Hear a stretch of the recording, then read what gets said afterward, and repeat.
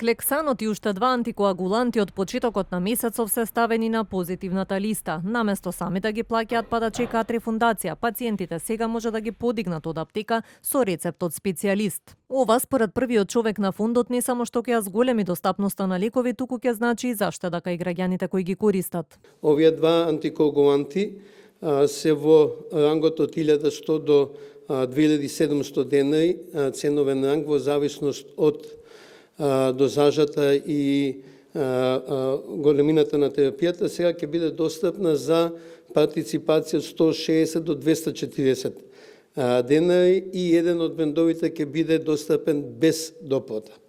Ово мора да го нагласам, значи едниот бенд ќе биде без доплата, вториот бенд ќе биде со доплата, меѓутоа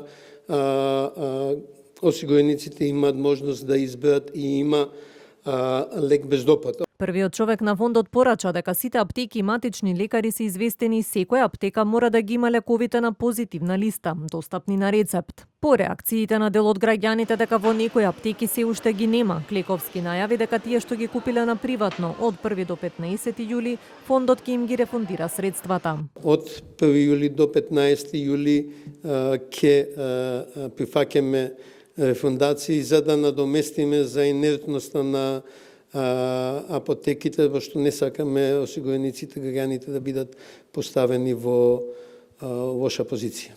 Секоја апотека мора да има лекови што се на позитивна листа, достапна на рецепт.